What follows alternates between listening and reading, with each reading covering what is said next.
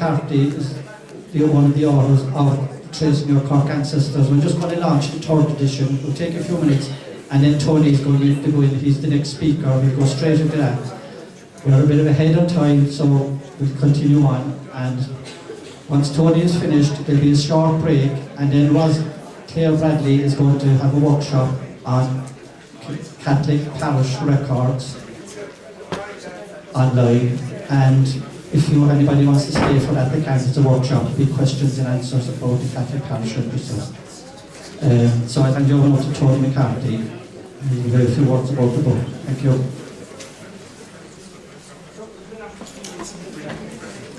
Good afternoon, everybody. Am I audible? Yes. Okay. Now, first of all, I'd like to thank the Cork Genealogical Society for allowing me to not launch, but I suppose relaunch Tracing Your Cork Ancestors today. Now, this is the third edition of it, so it's been going for quite a while, since 1998. And in 1998, it was launched as well at a function held by the Cork Genealogical Society. I think we had a group of Australian visitors at the time who were visiting the Cork jail, and we launched it there. Now, there's no need for me to say much about it. I'm sure the title explains itself comprehensively, Tracing Your Cork Ancestors. No, it's part of Jim Ryan's series of books about tracing your ancestors from the various counties. And Aidan, across the way here now, has an ample supply in case anybody wants to purchase one who hasn't got one already. I suppose on this occasion, I'd like to remember the co-author of the book, Tim Cadigan. Now, certainly all the members of the Cork Genealogical Society would remember Tim, who was one of the founding members, and he would be remembered by a lot more people as well, because as the local history librarian in the county library, streams of people used to go to Tim to get assistance in tracing their roots. And he was certainly the most knowledgeable person I ever met in relation to the history, geography and genealogy of Cork. Now, he died a year and a half ago after long illness, and he's certainly very much missed around the place. Now, I remember when Jim Ryan, who's the publisher, asked me first of all whether I'd write this book for the series, and I went along to Tim and asked Tim would he do it, would he be interested in doing it. Now, he said no, I wouldn't be interested in doing it, but I'd love to review it. So obviously then I wasn't going to be writing something about Cork that Tim would review. Now, even though he wasn't that kind of person, I'm sure he'd have been able to pick out a huge amount of shortcomings. Anyway, look, we'll just say the book is formally launched. Now, Eddie launched it again this morning in the presence of the Lord Mayor, so 2 short launches will suffice. Now, since I'm the next speaker, we'll go directly into the talk that I'm going to be giving. Now, the title of the talk is British Parliamentary Papers, a little used source in Irish genealogy. Now, I'm just wondering how familiar people are with British Parliamentary Papers. Anybody used them in the past? Right, yeah, a few people use them, or know that they use them. Now, Griffith's valuation is actually part of that big body of literature that this was produced by the British Parliament. And a lot of documents that people would be using originated as British parliamentary documents. Now, what we'll be looking at in particular are these aspects. Now, an introduction first, then what are British parliamentary papers? Where may they be accessed? How can they assist family history research? And now when I'd all that done, and I'd been researching British parliamentary papers online for a considerable period of time, I added the final item there. Unexpected problems while researching British parliamentary papers. And that's important as well. Now, with your pack, does it sound okay? It seems very kind of... Anybody having difficulty hearing? Okay. Now, with the pack, I give out a sheet as well. So, basically, that means you don't really need to take down anything. That all the information should be in very abbreviated form in that. And some or most of the website addresses or the URLs are in it as well. Now I know they're very difficult to take down from the screen, so you'll find all that in the handout. Now, first of all, you asked the question, what are British parliamentary papers? Now, there are two kind of definitions that you could give when you're talking about British parliamentary papers. Now, first of all, you might say they consist of all the documentation generated by the British House of Lords and the House of Commons, now including Acts of Parliament and records of debates. Now, logically, they'd be defined that way. But generally speaking, when you talk about British parliamentary papers, it's confined to House of Commons sessional papers. And they were usually known as blue books. Now, you can imagine for each session of Parliament, and usually it's just 1 year. Sometimes it extends over 2 years. But for each session of Parliament, the Parliament would be, for the most part, discussing bills or discussing legislation or changes in legislation, new legislation or changes in legislation. And so that all the members of Parliament would be fully briefed and informed and given background information that would be required for making the legislation. A lot of material was printed and given to them. Now, this material is kind of hugely varied and very interesting from the point of view of British history, Irish history, and world history. Now, to go into it, what I meant to say there before moving on was it doesn't include, the way the talk is, we'll say, arranged today, we're not including the items in the wider definition. All we're doing is looking at House of Commons sessional papers. Now, just out of interest, when you're, we'll say, researching parliamentary papers, you will come across, we'll say, the documentation on the minutes of Parliament, minutes of the House of Commons.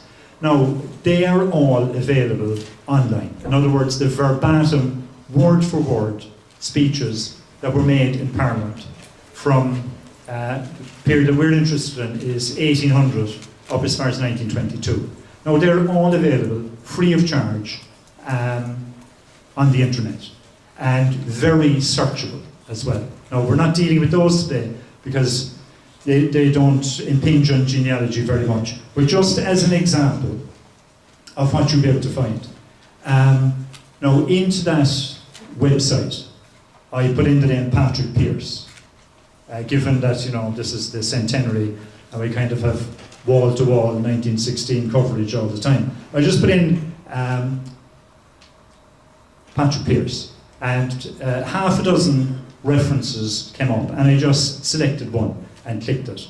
And this was a question asked in Parliament by a member of Parliament who was sitting for Westmeath. You know, you remember in 1916, Ireland was part of the United Kingdom, and it sent 103 representatives to Westminster, and the country was governed from there.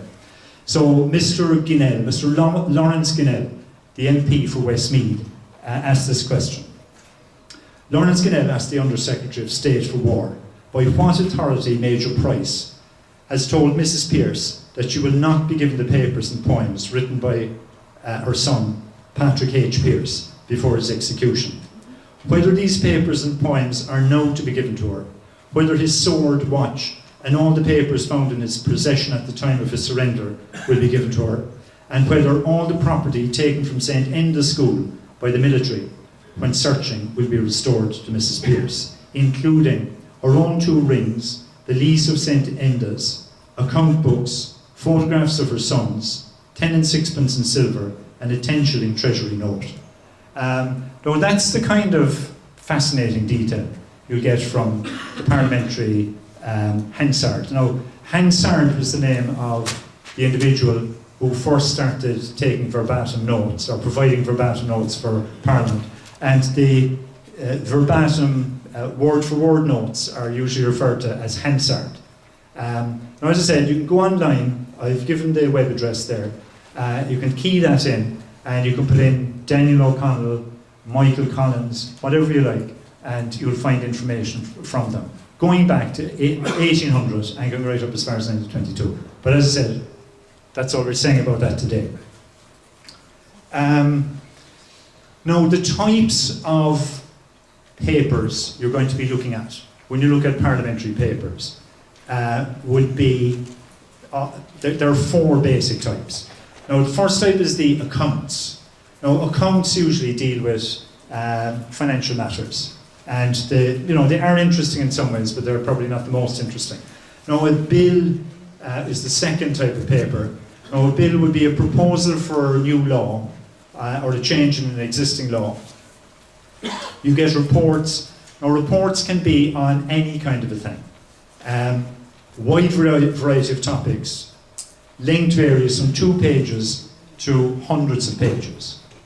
And a command paper. Now, a command paper is a document not produced by Parliament, but produced either by royal command or by the government, and then laid before Parliament. So they're the 4 types of documents that you'll find. Now, the next question is accessing parliamentary papers.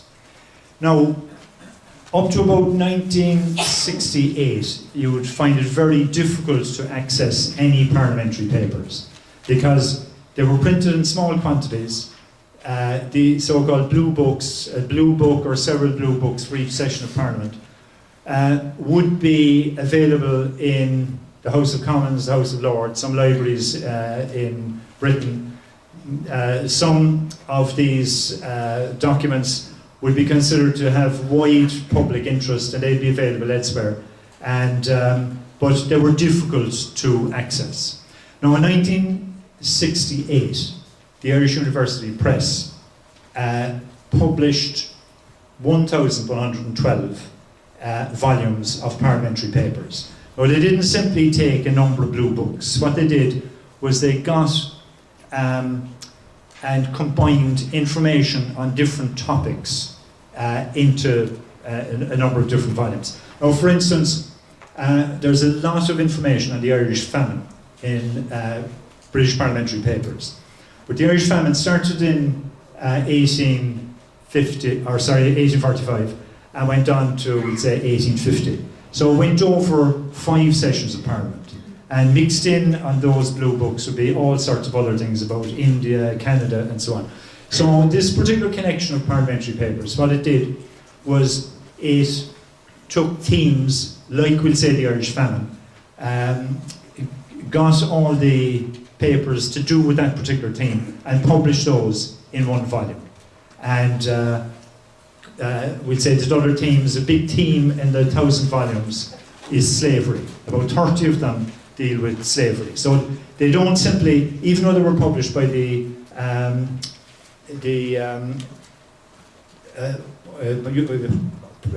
University Press, Irish University Press, even though they were published by them, they didn't pick them, or they didn't focus on Ireland. They focused on commercial considerations. What are the themes that libraries around the world would be interested in? Now, you can still get some of those. I often picked the volume on population in Ireland up in the Cork City Library. They have maybe 12 or so many copies of them. And in different libraries, they would have volumes that might be of interest to the people who live in that particular location. but very few libraries would have all 1,000 plus copies. Now, recently, you would be in a position to access all of the British parliamentary papers. Now, there's a website called ProQuest, and they now have 200,000 sessional papers online from 1750 and some going back as far as 1688. And you can download the papers, or you can download pages from them, and they're digitized in such a way that you can search them by word. So, like, obviously that's a fantastic source. Now, the problem with that is only available to very big libraries, universities, and it's available on subscription to institutions. And people who are involved in various institutions can access them by getting a password from that source. Now, I just checked online yesterday to see whether UCC were subscribers to ProQuest. No, I don't think they are. So, the third source then is the one that I'll be dealing with. Now, it's called Enhanced Parliamentary Papers Ireland. Now, it's usually called EPPI, that's Enhanced Parliamentary Papers Ireland. Now, anybody check that site out? Right, well, it's surprising because it is an amazing source, and the amount of material in it is fascinating. Now, what the site contains is, it contains a complete set of British parliamentary papers relating to Ireland and Irish affairs. Now, the papers were published during the period of the Act of Union. Now, up as far as 1800, Ireland had its own parliament in Dublin. But in 1800, the Act of Union was passed, and the Irish Parliament abolished itself by vote, and 103 MPs were sent over to the Westminster Parliament. So Ireland was governed from Westminster, and 32 lords and bishops were sent as well to the House of Lords. So what the site contains is any article or any document that was ordered by Parliament or that was sent to Parliament, any document between 1801 and 1922 that is connected with Ireland. Now, the documents include papers that originated in the House of Lords and the House of Commons. And any paper that was not in any way connected with Ireland is not put into the website. They're kind of stripped out of the collection. So it's simply the papers related to Ireland that went to the British Parliament 1801 to 1922, and they're all there. So there are 14,000 documents there, and they're hosted on the website, and they all have some relevance to Ireland.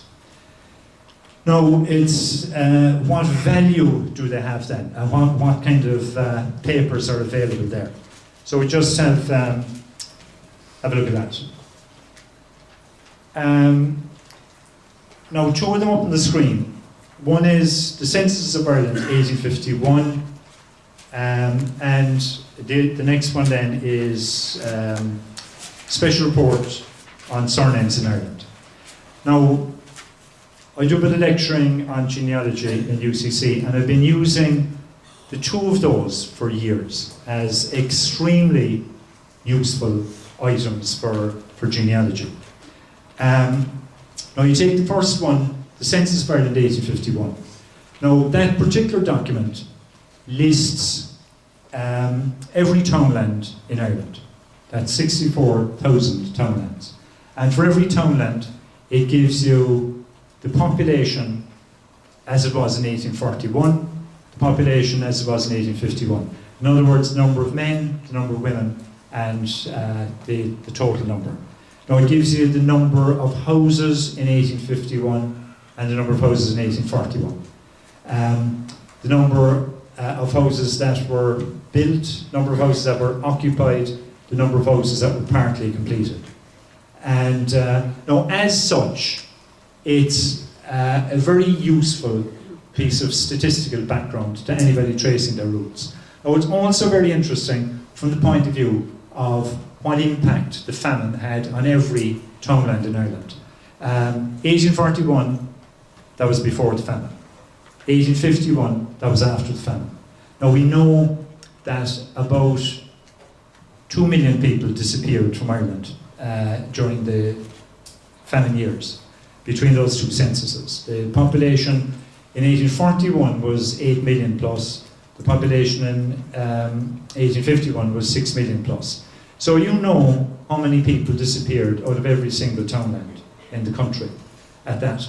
Now, you can get onto Griffith's valuation, and in, we'll say, 1860, or we'd say 1855 to 1865, you'll see how many people were in the townland at that stage.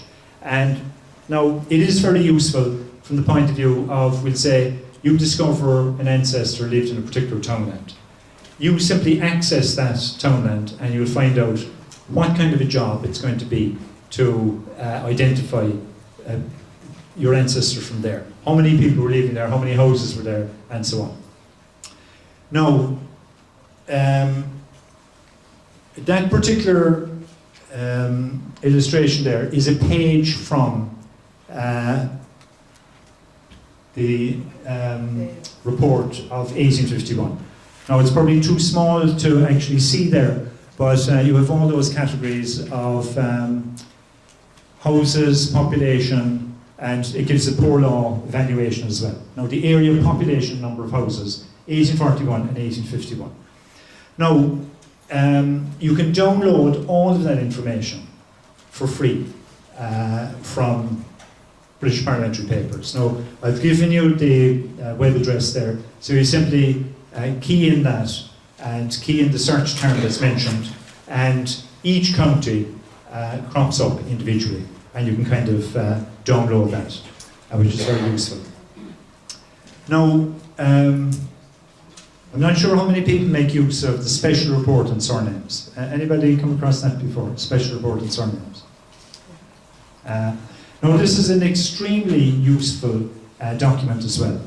Now, it was every year in the Registrar General made a report to Parliament, to the English Parliament. He placed a report before the Parliament, giving an account of how his office worked and giving a whole lot of details about it. And as a supplement to one of those reports, a man called Robert E. Matheson, who was the Registrar General at the time, included this document on surnames, which he researched and put together himself.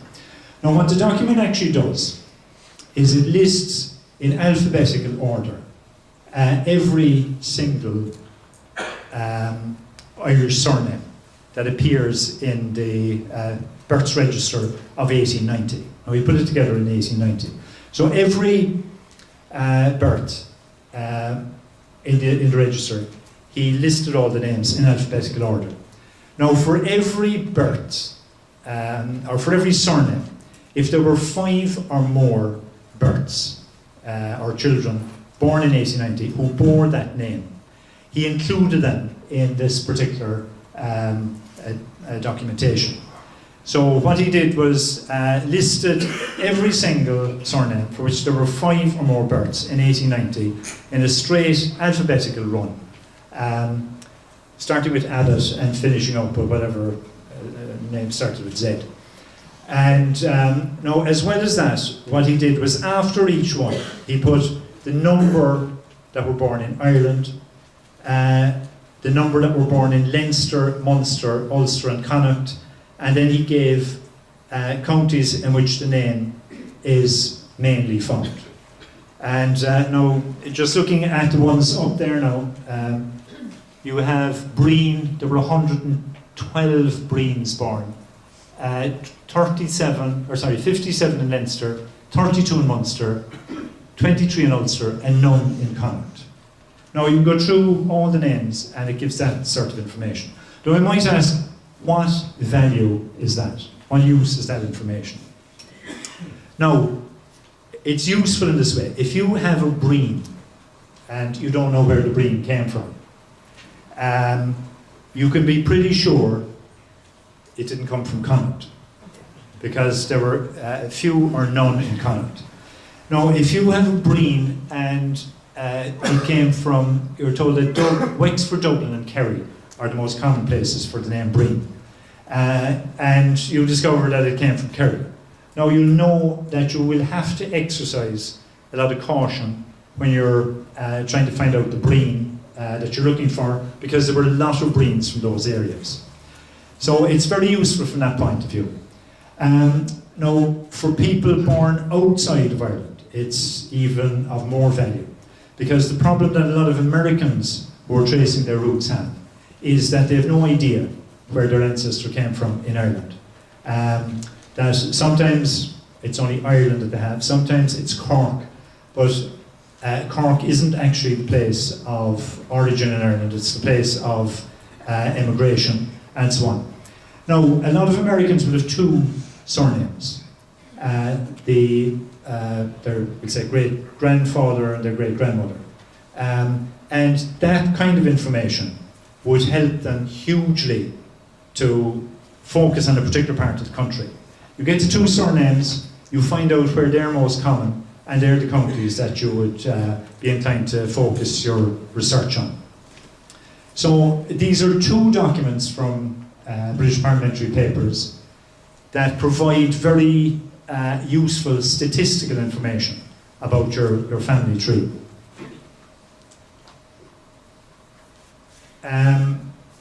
Now, there's a document that people use an awful lot when they're trying to, we'll say, locate the townland that their ancestor came from.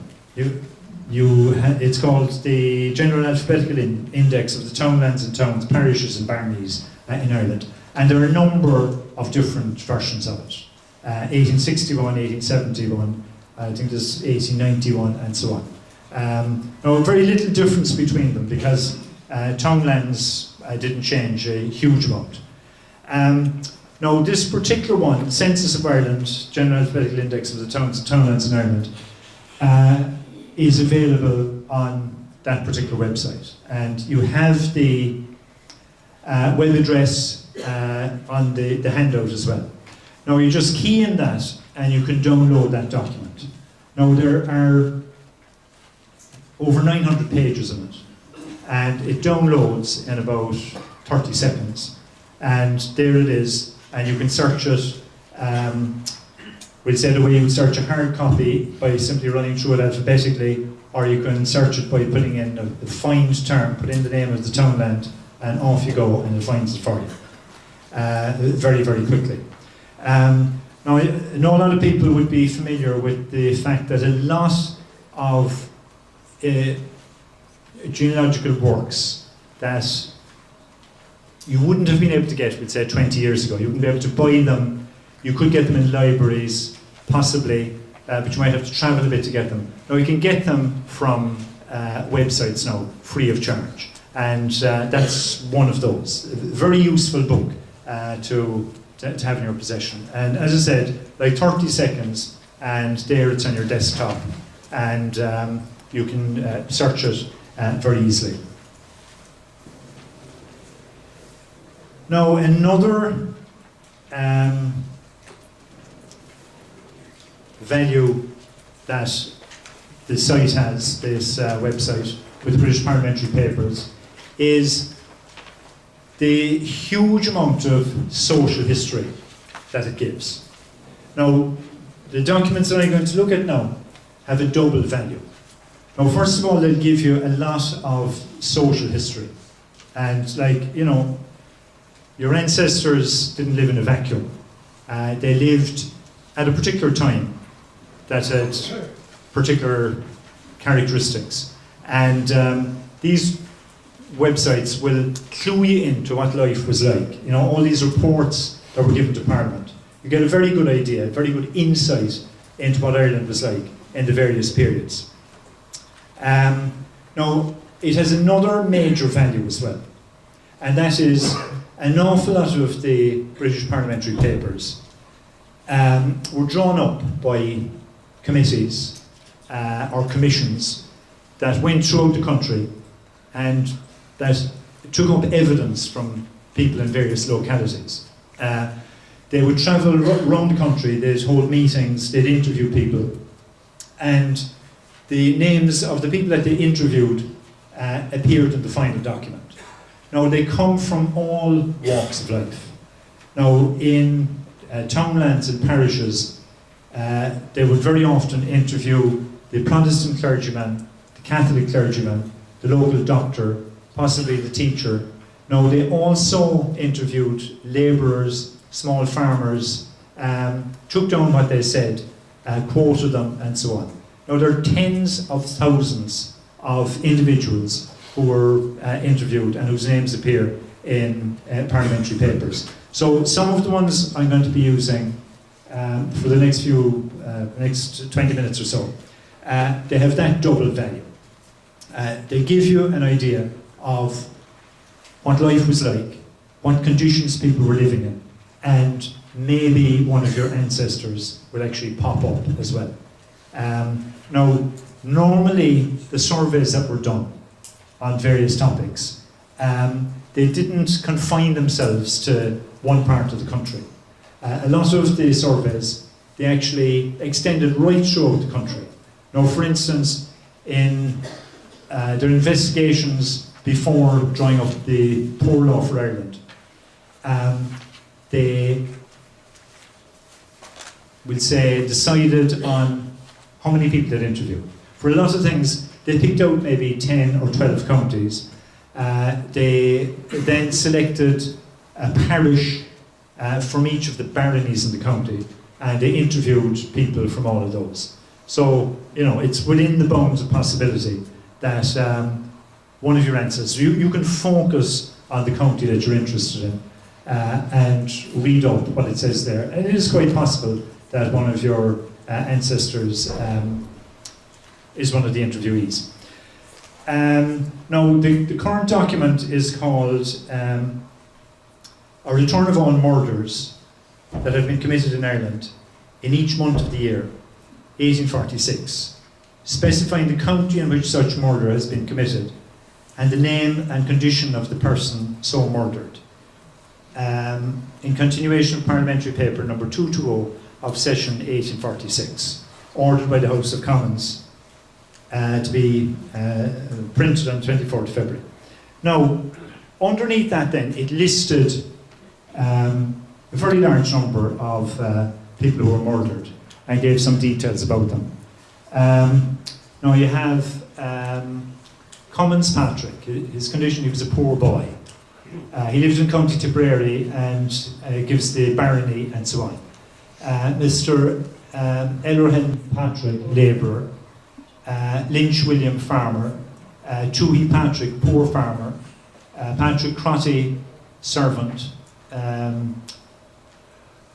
Labour and so on. Now, they go through big lists of those. Now, that's only a tiny section of them. Now, all those were murdered in June 1816. Now, there seemed to be a murder a day at that time. So, you know, it gives you an idea of what life was like. Now, if we have a murder a week in Ireland at the moment, it's a cause of news headlines. But at that particular time, a lot of murders going on. Now, the murders in 1870. Now, these were described in even more detail. And you have every murder committed in 1870 described in this detail. And I just read out a couple of them.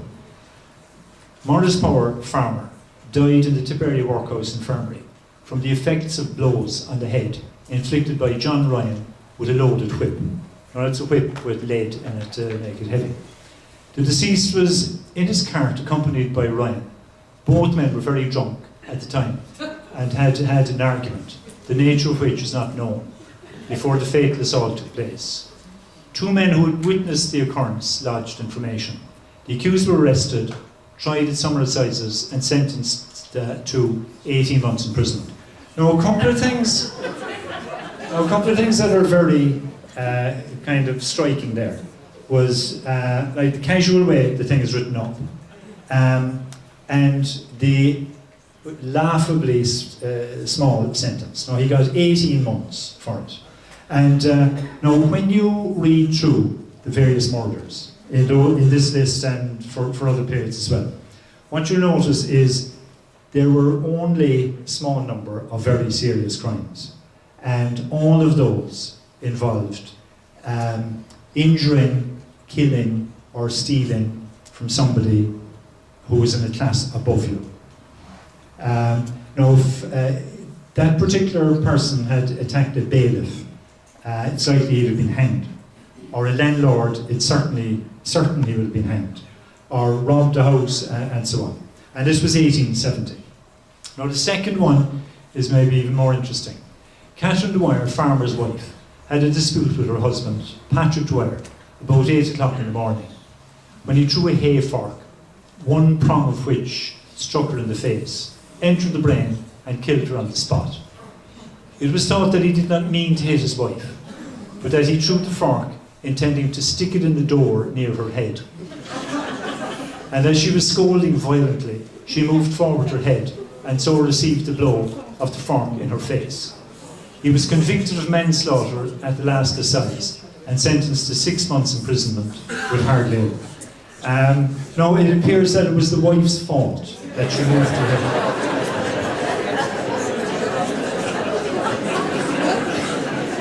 She moved her head at the wrong time.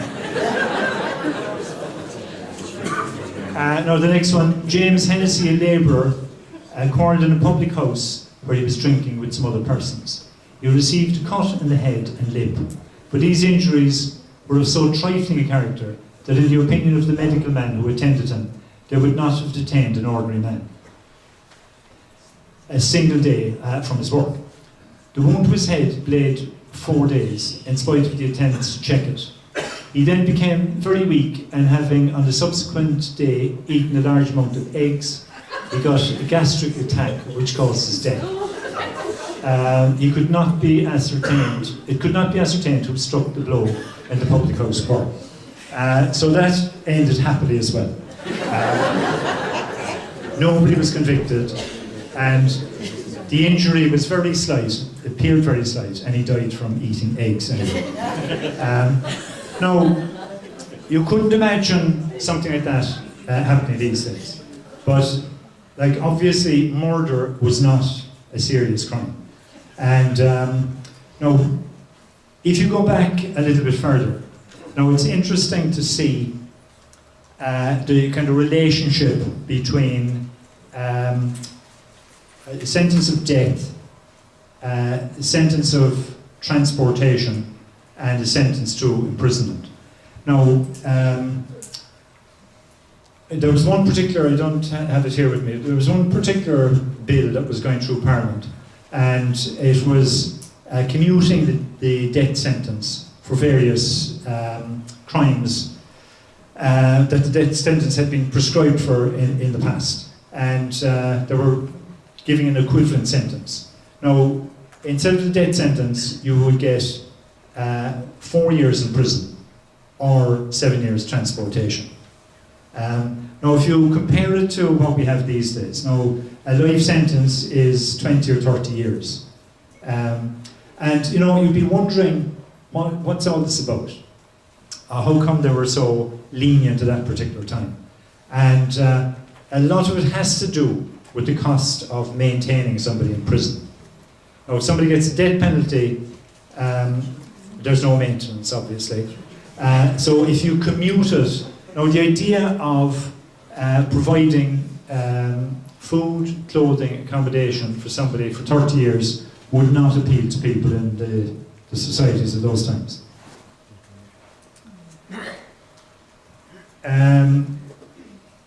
Now, another interesting thing, and I suppose I was thinking of this in terms of 1916. This is a list that was produced in, I think, 1910 by order of Parliament. Now, it was public service appointments in Ireland without competitive examinations. Now, you know, the public service, if you go back before the 1870s, was full of corruption, or pull, as we call it these days. That you would get into a job because you were known by somebody, or you were related to somebody, and so on. Now, in the 1870s, the competitive exam came into being for most public service jobs. And if you wanted a job, we'll say, in any of the departments of government, or as a policeman or anything like that, you had to do a competitive exam. You were listed in order, and you were called in order of merit. Now, but there were still jobs that people got without having to do a public service examination. And now, I'm not sure what the background of this particular document is, but it was produced in 1910. Now, Parliament required that anybody who got a public service job without having done an examination would have to be listed in this document. And they'd have to say what they were doing, they'd have to give their name, their age, their address, what job they were doing before they got this public service job that they didn't have to do an exam for. And now, for Ireland, there are 30 pages of that. And just to read out a few. O'Brien, Lieutenant M, 28, July 1895, ADC, £200 per annum, Army Officer, 1895. Oldfart John, 50, July 1895, Gentleman, Usher, £200 per annum, Ballyconnell House, County Donegal, landowner. Padgett, Lieutenant AESL, 26, September 1906, ADC, £225 per annum, Army Officer, 1905. Plunkett, Lord, 35, January 1900, Private Secretary to the Lord Lieutenant, £829 per annum, Bray, landowner. Now it goes through all those. Now they include judges and all sorts of very highly paid jobs. And you know, one thing that you'll notice about them, and as I said, like there are 30 pages of those. One thing you'll notice about them is the surnames of maybe 80 to 90% would not be Irish surnames. They'd be more English surnames. Like in that small amount there, you have Padgett, Ruthven, Ward, Webster, and so on. And we have the second name there, Oldfart, or Old Fart, it sounds like. And a lot of those seem to have got themselves into very, very prominent positions. Now, this is where the book I was talking about earlier on surnames, the special report on surnames comes in.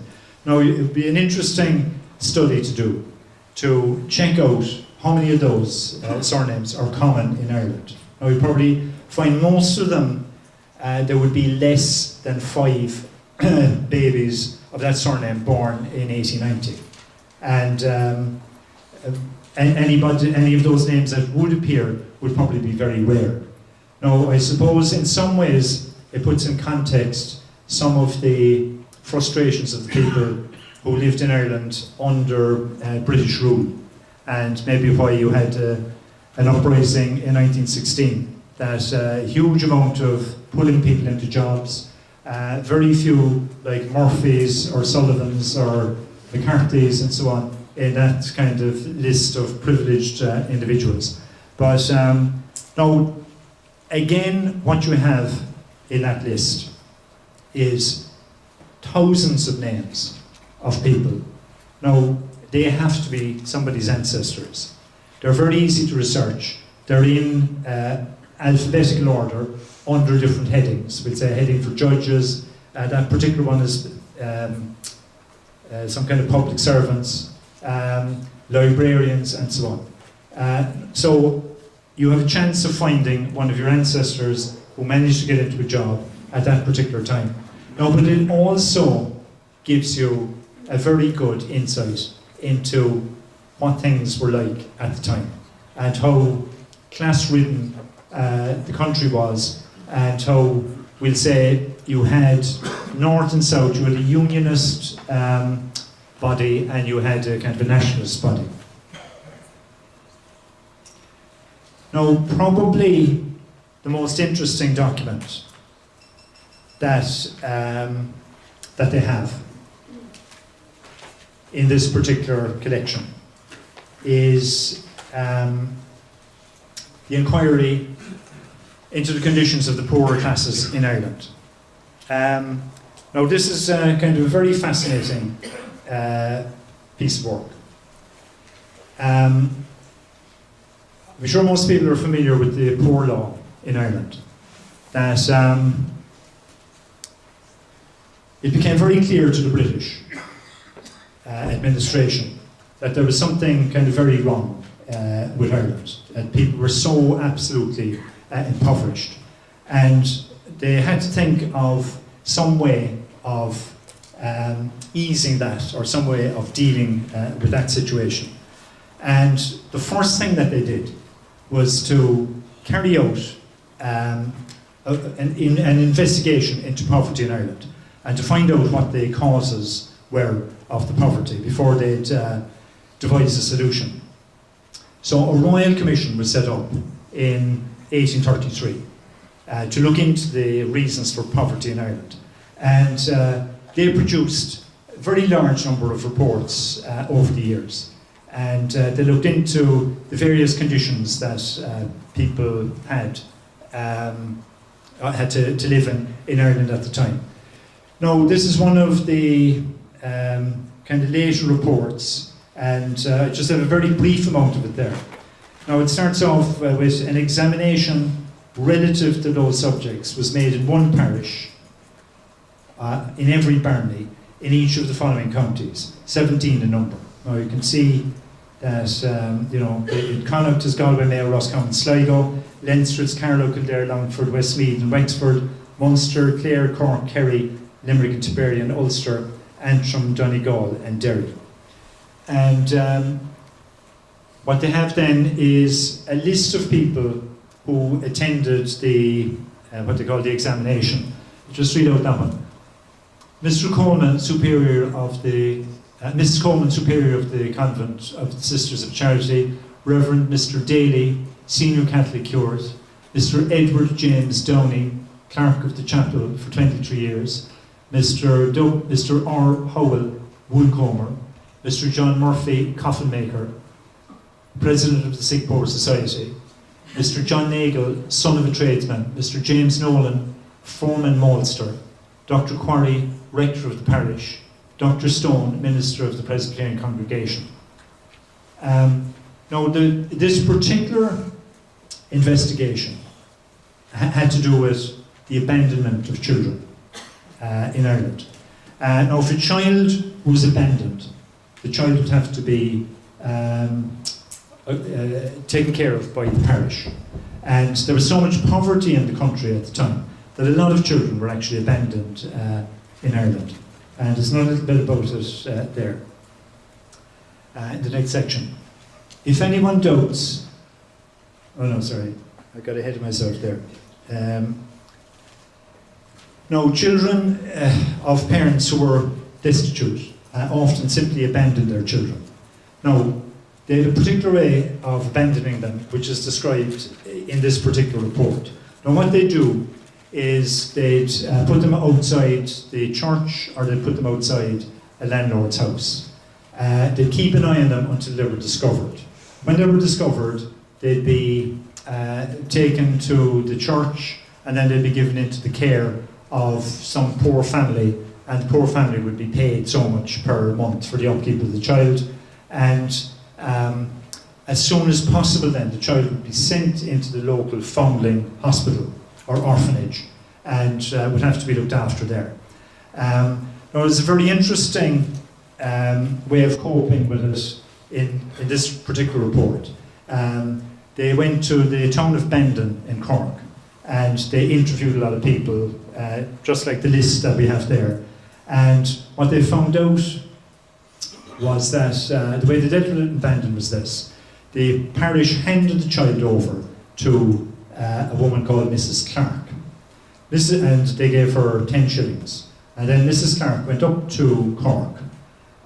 She abandoned the child outside the Foundling Hospital, kept an eye on things until the child was actually found, and then she went off. And she admitted to the committee that she had done that with all the children abandoned in Bandon, and it amounted to about 10 or 12, and that she was still doing it, and that she kind of kept an eye on, she had a friend in the Foundling Hospital in Cork who kept an eye on things, and that all the children that were abandoned in this way were still thriving. And she admitted this to the Royal Commission. Now, another section of it, which is probably the most interesting, deals with the life of the ordinary people in Ireland, we'll say in the early to mid 1830s. And the type of accommodation, the type of clothing, the type of work, the type of pay, and so on. Now, they had to try and compare the conditions in Ireland with conditions of Ireland in the past. Now, there's a very famous book written in 1876, 1796, 97. It's called The Tour of Ireland by Sir Arthur Young. Anybody come across that? Very famous document, Arthur Young's Tour of Ireland.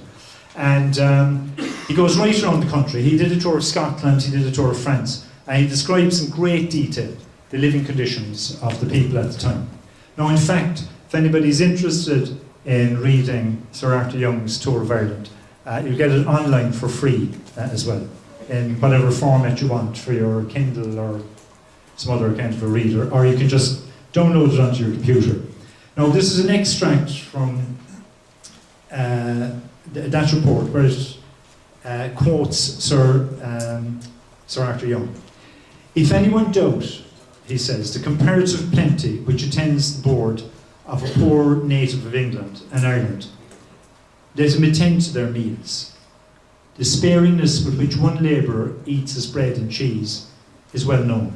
Mark the Irishman's potato bowl, placed on the floor, the whole family on their hams around it, devouring a quantity almost incredible.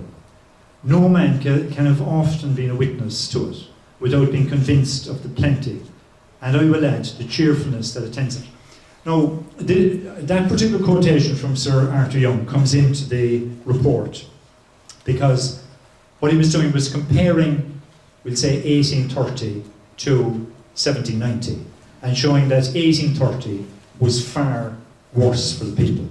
If you go back to Arthur Young's time, the staple diet of the people was the potato, but most of the labourers had a cow or two cows, and they also had something like oats or barley to kind of vary their diet as well. Now, when you reach the 1830s, the Royal Commission gave a report that just sounds almost kind of incredible. Now, third world these days would sound like kind of luxury. Now, first of all, they explained that the staple diet of about, we'll say, 1.6 million of the Irish people was the potato. Now, what we mean by the staple diet was that that's what they had every day for every meal. And they calculated that a family of husband, wife, and 3 or 4 children, in order to subsist, would need 40 pounds of potatoes per day. They need to cook and eat 40 pounds of potato every single day. Now, what he refers to is 3 stone. You know, the old weights, there's 14 pounds in a stone, so that's like 42 pounds of potatoes. So that you get up in the morning and you have potatoes for your breakfast, potatoes for your lunch, potatoes for your dinner, and nothing else. And now that was something that Arthur Young described as kind of plenty, and they were all cheerful and they were all delighted to have their 42 pounds of potatoes every day. Now, when we come to the 1830s, when the Royal Commission was investigating it, now they pointed out that the situation was quite different. There was a gap between the old crop and the new crop. When the old crop was gone, which ran out at the end of June, or the middle of June, you had July and August to try and subsist for. So the potato crop lasted for 10 months. And they describe what people had to do. It's huge social group of labourers. Now, they had to send their wife and children out begging for the day. And they had to subsist on 1 meal per day. Now, this was also a very busy time. And they had to kind of do an awful lot of hard, heavy work during the summer on 1 meal a day. So this was a very, very tough situation.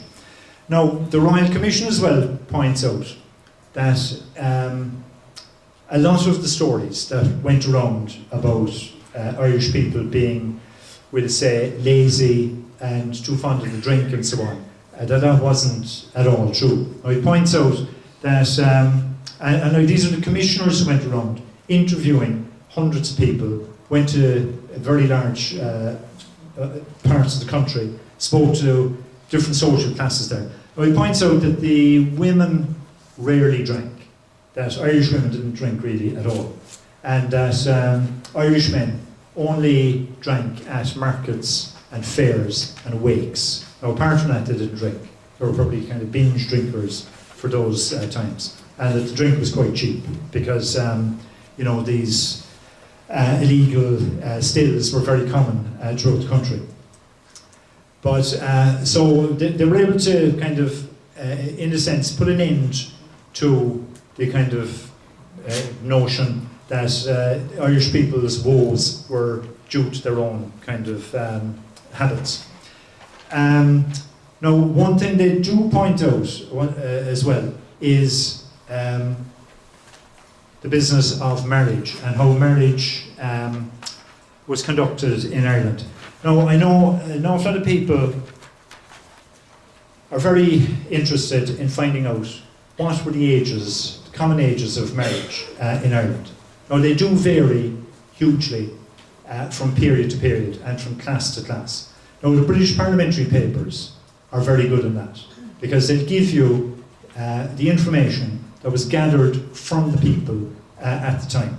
Now, you'd often come across, we'll say, a family that you're dealing with, and you're looking up the records, and you find, trying to combine them, that there seems to be a big disparity between the ages of the parents and the ages of the children, or sometimes the parents seem very young to be parents of those children. So there's some very interesting things in it. I'll just read out this passage from the same Royal Commission. In Queen's County, they marry at 26. In Wicklow, from 23 to 28. And in Kerry, from 18 to 22. The Reverend Mr. Morris, parish priest at Templemore in County Kerry, says, I have married girls of 12 to 13. And at this moment, there is a married woman in Templemore who has just had a child at the age of 14. A woman in the parish of Killarney had 2 children before the age of 15.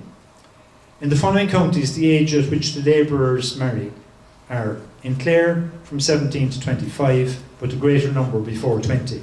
Limerick from 18 to 25, Cork about 25, Tipperary from 18 to 22, Waterford from 24 to 30, Armagh from 19 to 30, Down from 20 to 25, Fermanagh from 18 to 25. The following opinions of witnesses, which are selected out of a large number of similar ones, will show the practices and motives of the labouring classes in contracting marriages. In the county of Mayo, all the witnesses were of the opinion that marriages take place earlier among the very poor than among those removed above them in point of comfort. The labourers say that the poor man is the earlier he marries.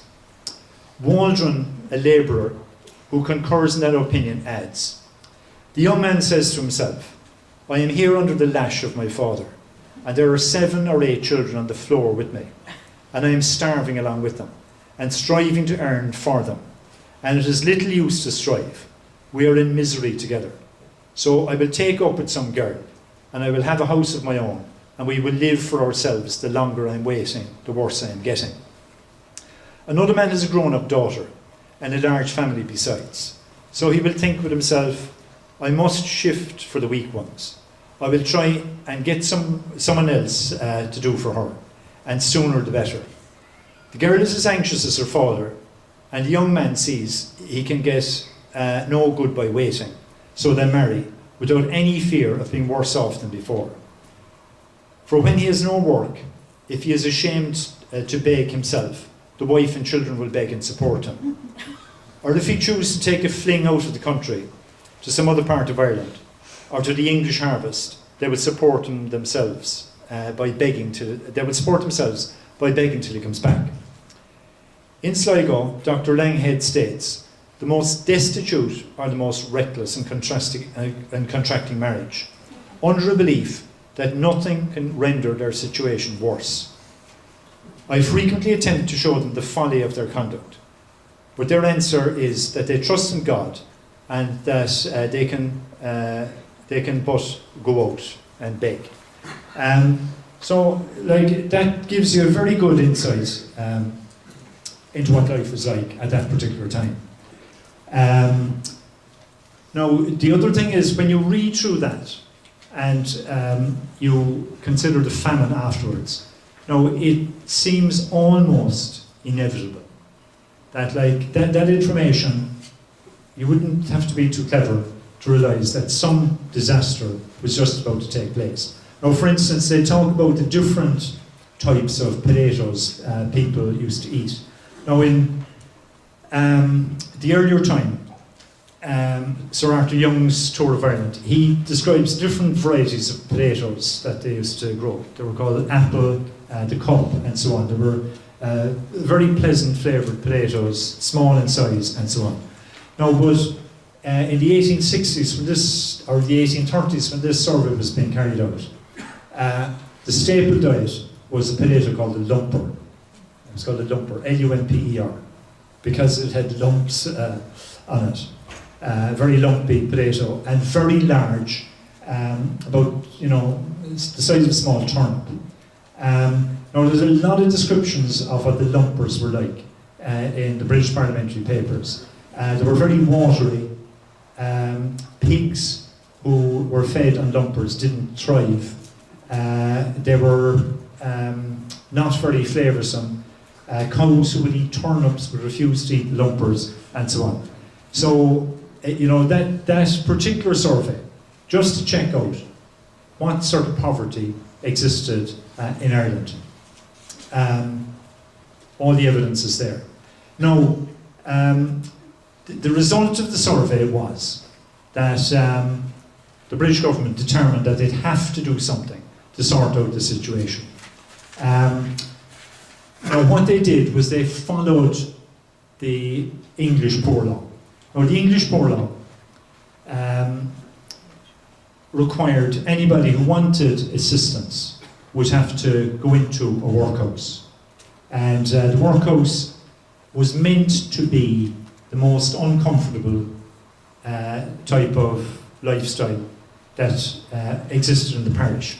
Now, a lot of English people were poor, but they were poor for the most part because they refused to work. They decided to kind of live on the parish. And the workhouse system was designed for lazy people who would prefer to live off the parish than to work. And what it involved was the whole family would have to go in. They'd have to give up their house and their land. There were 4 sections to it: boys, girls, men, women. Families were split up straight away. They met once a week at church service, and so on. Now, very deliberately it was made like this. They were called the workhouses because the instruction the manager of the workhouse got was no inmate is to be idle for 1 minute of the day. So they all worked very hard inside the workhouse. Now, when the Royal Commission that had done this big survey in Ireland reported, they said this would be a most unsuitable solution to the Irish problem. It wouldn't force Irish people to get work because there was no work going. It's not because they were lazy that they were poor. So introducing a system which was designed to correct laziness would be kind of foolish. Now everybody was opposed to it. The people in the know in Ireland, Irish politicians, Daniel O'Connell was totally against it. But the British went ahead anyway, set up that system, and you know, anybody who uses Griffith's valuation, you know that Griffith's valuation was set up to impose local taxation for the upkeep of the poor in the workhouses, and that came in 1838, and it was the first kind of the social services that we have in Ireland, and they all grew out of that. Now, I suppose I could go on and talk about more reports that you'll find in British Parliamentary papers, but you know, to summarise, they basically have this use for people who are interested in Irish genealogy. They mention right throughout huge numbers of witnesses, and those witnesses are people's ancestors, and it would be interesting to locate somebody in, we'll say, one of those surveys, and huge numbers of surveys were done on all different sorts of areas like education, crime, land, and so on. And might be interested that you find one of your ancestors there as a witness, giving evidence to a Royal Commission. Now that's one, that might be a bit of a long shot. Now, the major thing is that it gives you background knowledge to the family history that you're kind of preparing. Gives you a lot of background knowledge to that. And you're not going on sort of, you know, vague ideas that you got or TV programs that you might have seen. You're going on solid information given by people who witnessed it at the time and written down and presented to Parliament. So there's no question that the information is absolutely accurate. So that is the value of it. Now, I'm sure most people would like to have a look at it and to go through it. Now, the website is quite a difficult website to deal with because of a number of problems connected with it. Now, I only discovered the problems and I started using it a lot to research this talk. And if you intend to use it, it's worthwhile knowing some of the drawbacks of it.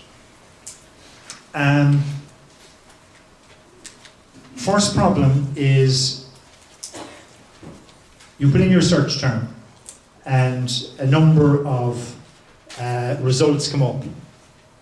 You see one that you're interested in and you press download and you expect the document to be downloaded.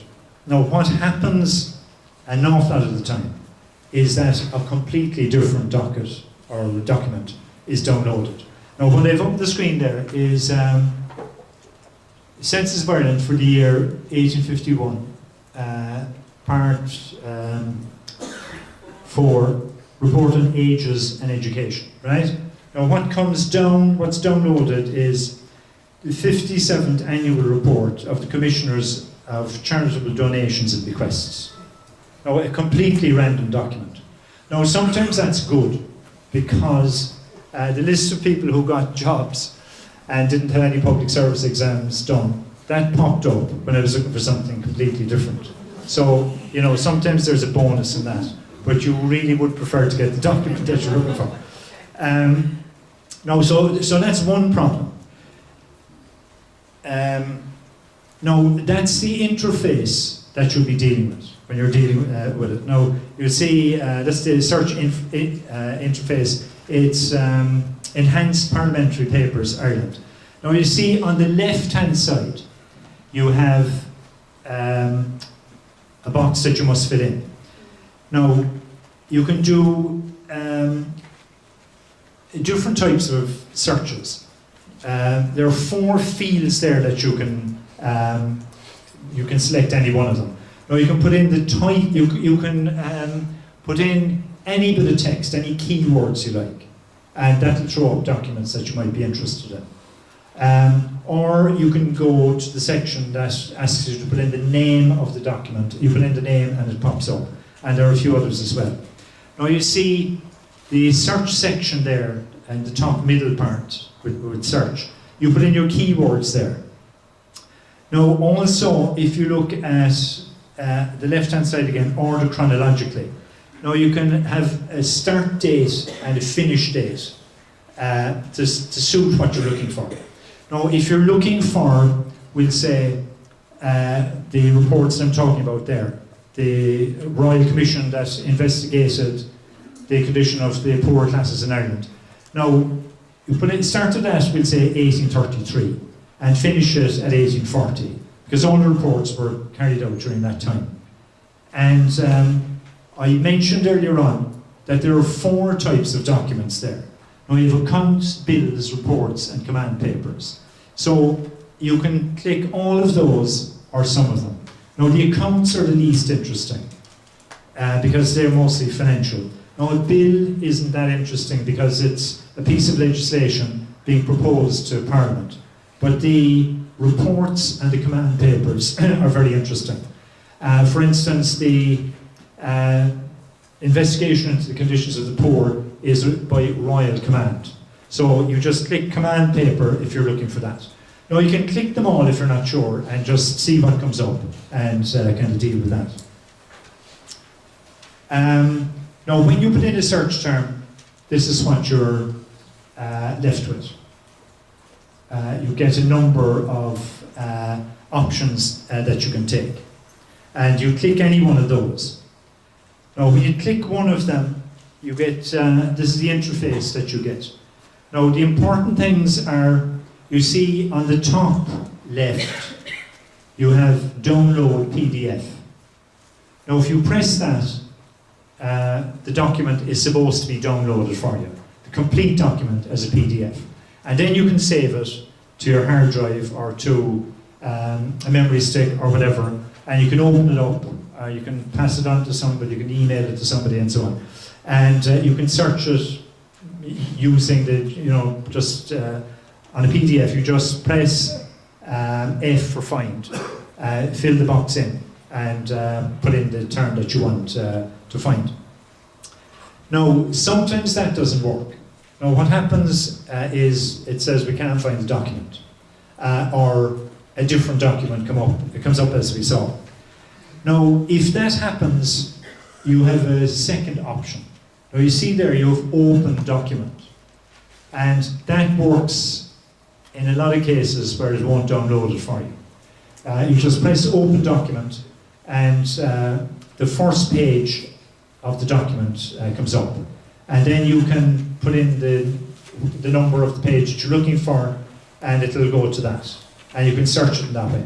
Now it's very tedious and it's very hard to navigate your way through it, but at least you have the document that you want in that situation. Now you can also do a kind of a screen grab or take a picture of the page that you're interested in, so you can actually preserve it as well. Now, these are the errors that take place, or the 2 errors that I was talking about. You press download and you get this. Sorry, could not find the download file. Please contact support, quoting EPPI document reference 18870. Now you could get that, or you could get something completely different. Special report on surnames in Ireland. Now you'd be glad if you got that, but you're likely to get something totally different.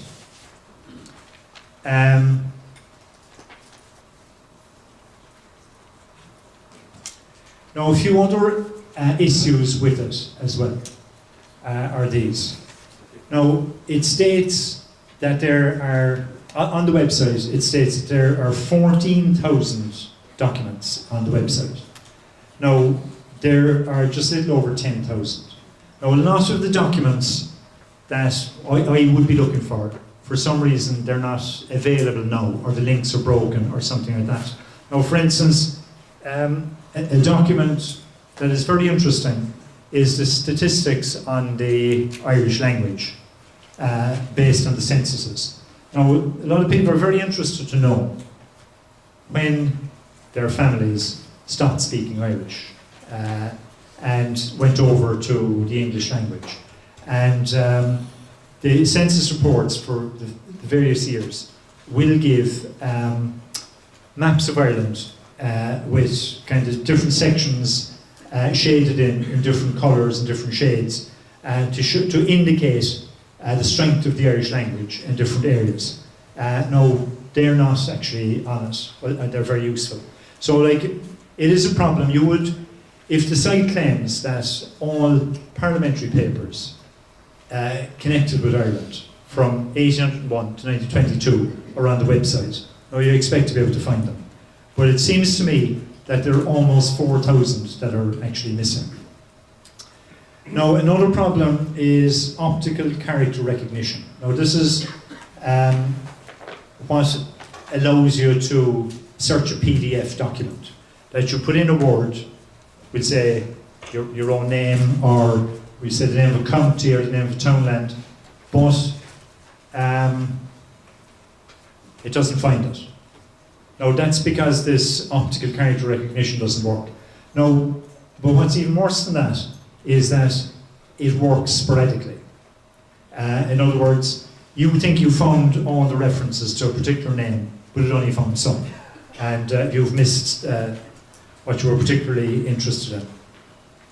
And probably the worst problem is the site doesn't seem to be maintained. Now, I made several efforts to have the problems sorted out. There is a kind of an email that you can get onto, but getting onto it doesn't seem to make any difference. But look, we don't want to end on a kind of a negative note, that there's an incredible amount of information there that's extremely useful to anybody dealing with their family tree. Now, that's the final slide. And basically what it is this man called Robert E. Matheson was the Registrar General. In other words, he was in charge of births, deaths and marriages registration in Ireland in 1890. And he produced the Matheson Report on surnames in Ireland. Now, apparently, he also produced the Matheson Report on insects in Ireland, and you can download that as well. And he has a whole kind of he has a whole little booklet on fungi, weeds, and insects. Now, I suppose the unfortunate thing is the one about surnames doesn't download, but the one about insects does. But you can download the Matheson Special Report on surnames from a different website, which I've put into, it's actually in the handout that you got. So look, I'll finish up there, and if anybody has any questions to ask, I'll make an effort to answer them. So anybody have any questions to ask? Okay, well, thanks for your attention.